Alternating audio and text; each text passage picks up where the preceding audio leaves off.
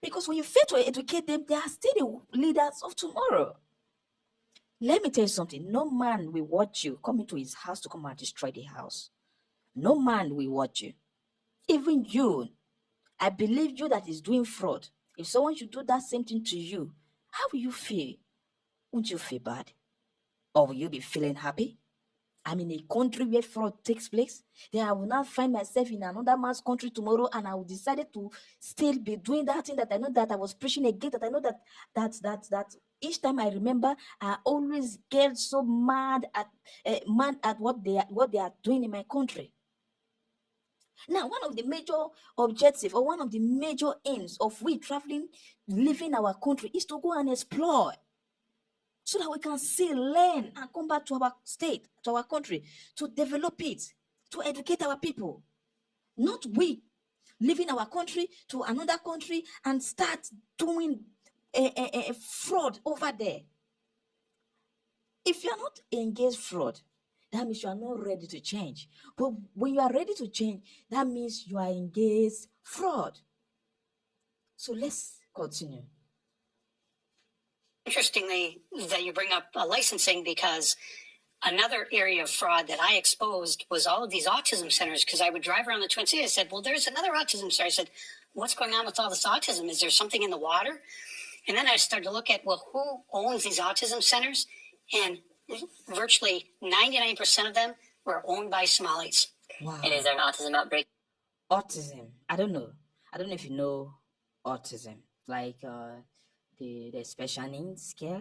And this wonderful man said that he went to the place and he discovered that this particular autism center is being run by the Somali community, and he found out something strange. So let's see what he found out. He found something strange in that center.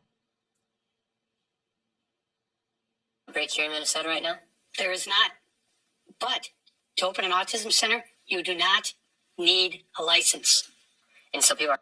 So what he's saying right now is that these Somali people, they open a center for special needs. And this wonderful man is saying that to open that particular center in America or in Minnesota, you don't need an approval. You can just open it. Do you get? So let's hear further. People are claiming their children are autistic to receive money from the government. Yes. And the government, under Tim Walz's leadership, they're not going in investigating and doing their due diligence to say, maybe we shouldn't give this company $1 million. Well, so what's happening is there have been some sporadic inspections done at these facilities, and I have records of some of these inspections. And one inspection, they'll get 11 violations. A child care facility with 11 violations, that is bad.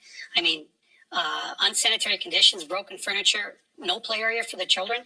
And so they write these things in their report, but then they never follow up to make sure. They never physically revisit the site to make sure that any of those violations are corrected. What they accept is documentation from the center that they made the corrections. So at the end of the day, they're able to violate certain guidelines, yet they still receive money somehow. How is there not somebody inside the state who's saying, okay, we're seeing this fraud happen, let's maybe not just continue to give money to these people?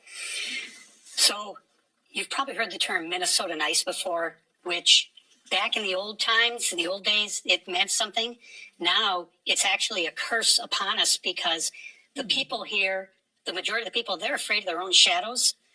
I'm an outcast because I'm exposing this fraud. I'm telling the truth. My family has basically disowned me because of all of this fraud that I've uncovered, and I've been called a racist, an Islamophobe, white supremacist, Nazi, all these things. And I said, look, everything that I talk about is verified. I have it in writing. I've gone to politicians. I've gone to Washington, D.C. over the years. I said, look, this fraud is out of control.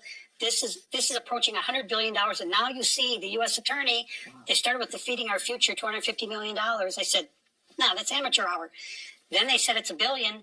Now, just today, the U.S. attorney held a press conference and said the fraud is possibly as much as $18 billion, but we don't really know what period of time. And I'm telling you, it's way more than that.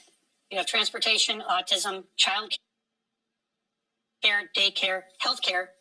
And nobody knows what's healthcare because they're not healthcare providers. So what is the healthcare? They have in-home healthcare. Now, let me explain. Nick further uh, interviewed this wonderful man, and during their discussion, this wonderful man told Nick that, hey, bro, these people, they are very, very wicked. These people collected money from governments in disguise that they have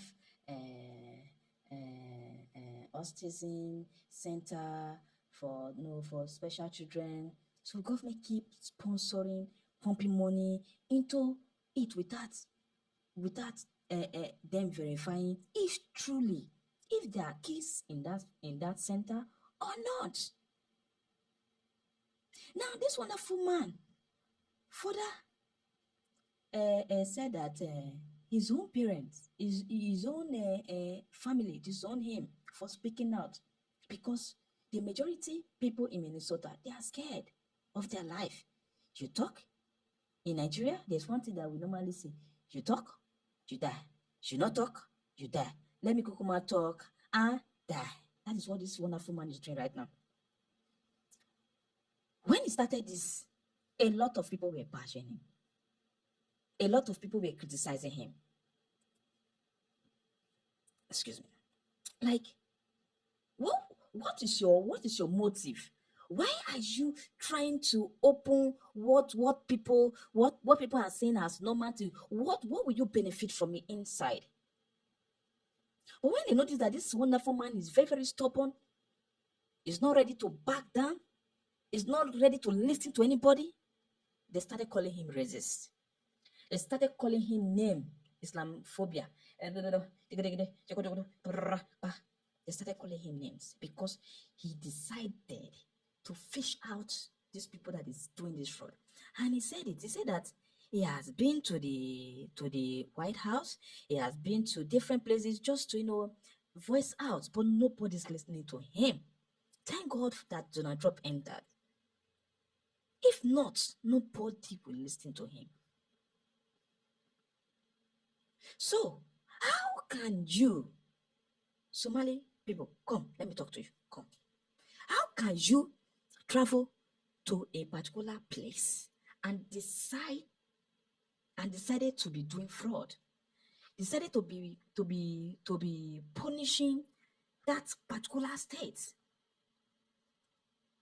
Because the more you guys are eating money that is meant for public, and you guys are just eating it alone, the more you guys are doing it, the more you guys are punishing other good citizens of that state.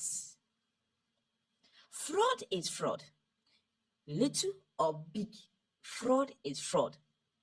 When you're against fraud, make sure you are against it to the least part. Don't be against fraud and at the end you go and take small. You taking small, that means you support it. But you removing yourself away from it, that means you are against it.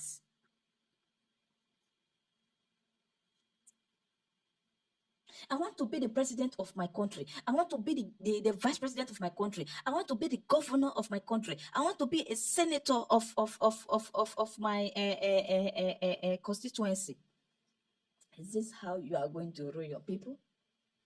Is this how you are going to? Is not rule, because we don't vote for you to come and rule. We vote for you to come and serve. Is this how you will serve your people? Is this how you will serve your people in a fraudulent way? America is number one.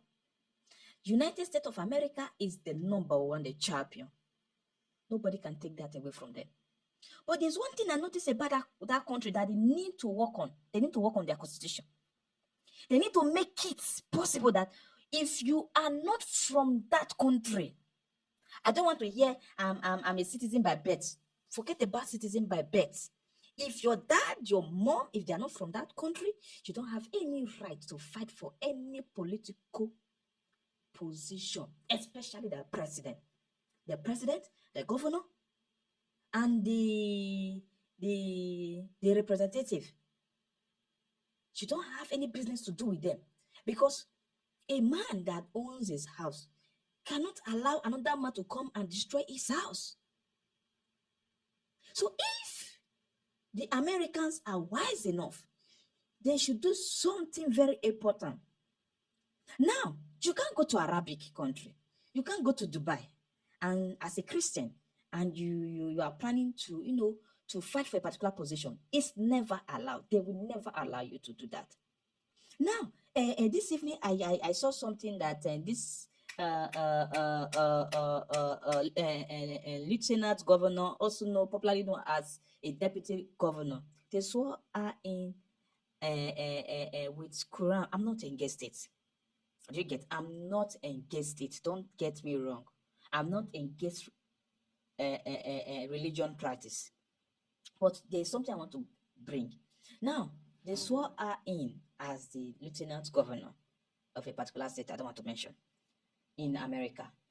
Now, you can agree with me that that woman, if that woman is from the Arabic country,